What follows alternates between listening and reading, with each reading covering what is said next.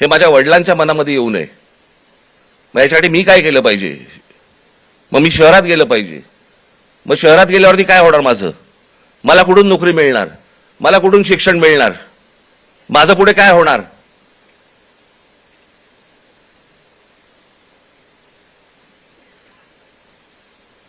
आज शहरांची परिस्थिती बघा.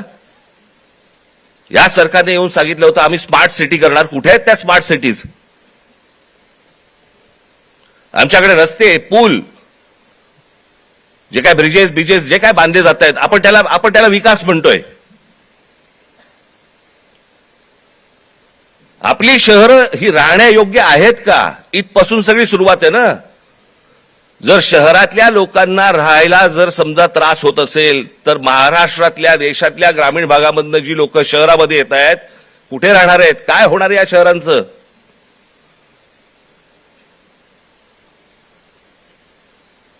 मी आता एक जस्ट तुमच्यासाठी म्हणून एक आकडा म्हणून आणलाय. आजची देशाची शिक्षणाची परिस्थिती हे वर्तमानपत्रांमध्ये आलेलं, हे वेबसाईटवरनं काढलेलं, अनेक गोष्टींमधनं आलेलं, हे त्याच्यातनं मी हे तुमच्यासमोर मांडतोय.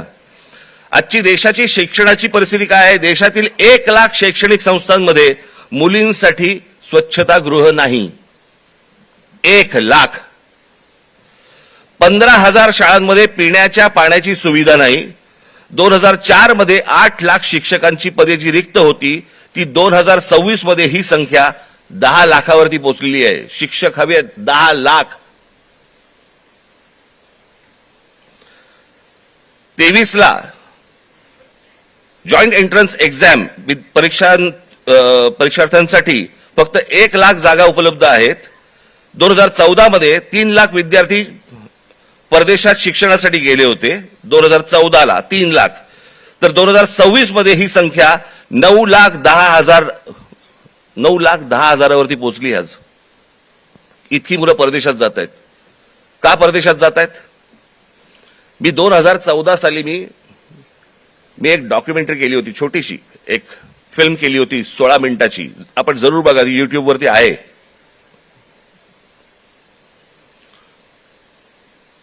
त्याच्यामध्ये मी म्हटलं होतं की शिक्षण इथे पण मिळू शकतं, नोकरी कदाचित इथेही मिळू शकते. ही मुलं परदेशात का जात आहेत? ही सगळी मुलं परदेशात जात आहेत याचं कारण सभोवतालचं वातावरण. मी माझ्या घरातनं बाहेर पडल्यावरती मला आनंद मिळाला पाहिजे की मी काय शहरामध्ये राहतोय, काय सुंदर रस्ते आहेत, काय चांगले फुटपाथ आहेत, काय चांगल्या बागा आहेत, काय चांगली मैदान आहेत, स्पोर्ट्स कॉम्प्लेक्स आहे. मला प्रत्येक गोष्टीला वाव आहे. मग आमच्याकडे ही गोष्ट का नाहीये? आज कित्येक चित्रकार, कित्येक खेळाडू आज आमच्या ग्रामीण भागामध्ये आहेत. वावच नाही. काय करायचं पुढे माहिती नाही.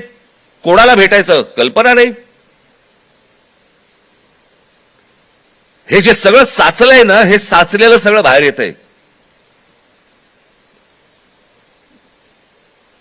नीटचे पेपर फुटण्याचा राग आहेच, पण हे जे बाकीचं जे साचून ठेवलेलं आहे ना, त्याचं काय करणार आहात? -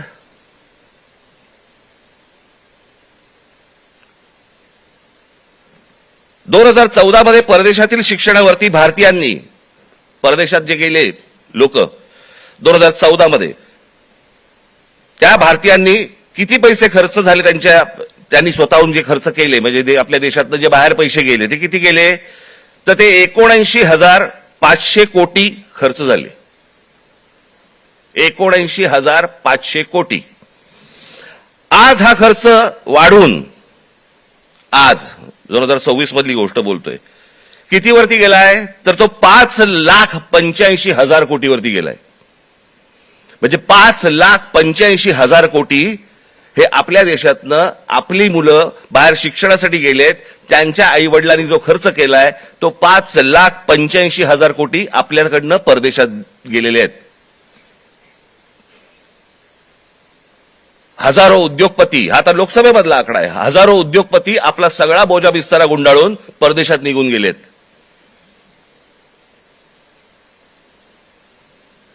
अहो एवढं कशाला? ज्यांनी मोदींवरती चित्रपट काढला होता, नरेंद्र मोदींवरती चित्रपट, आणि ज्याच्यामध्ये नरेंद्र मोदींची ज्यांनी भूमिका केली होती, तो विवेक ओबेरॉय, तो दुबईमध्ये राहायला गेला. दुबईचा नागरिक आहे तो भारतात राहत नाही. मोदीजींनी खूप चांगलं काम केलंय. मोदीजी देशाला मोठं करतायत. मोदीजी देशामध्ये काय काय काय उद्योग आणतायत, हे आणतायत वगैरे वगैरे, अशी मुक्ता फळं जी आत्ता केली. तो कोण? आर माधवन ना, तो आर माधवन. विचारा कुठे राहतो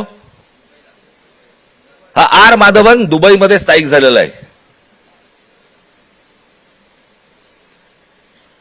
यांना जर समजा या देशाबद्दल आहे प्रेम, या देशातल्या पंतप्रधानांबद्दल प्रेम आहे, ते विकास करतायत, हा जर समजा ह्यांना विश्वास आहे, हे परदेशात का जाऊन राहतायत? हे परिवारासकट दुबईला जाऊन का राहतायत? इथे येणार, स्पॉन्सर फिल्म मध्ये काम करणार, गव्हर्नमेंट स्पॉन्सर्ड फिल्म मध्ये, ते धुरंधर बिरंदर, आणि मग इथून करून जाणार परत दुबईला. देशात खूप चांगलं चाललेलं आहे. मी चाललो दुबईला. ही माणसं दुबईला जात आहेत. या मुलांचं काय घेऊन बसलोय आपण?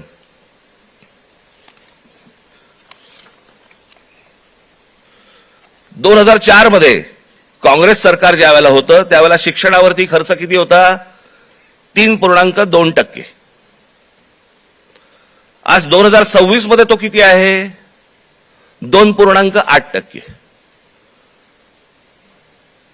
म्हणजे शिक्षणावरती जेवढा खर्च व्हायला पाहिजे, अमेरिकेमध्ये जाऊन बघा, युरोपमध्ये जाऊन बघा, शिक्षणावरती काय प्रकारचा खर्च करतायत.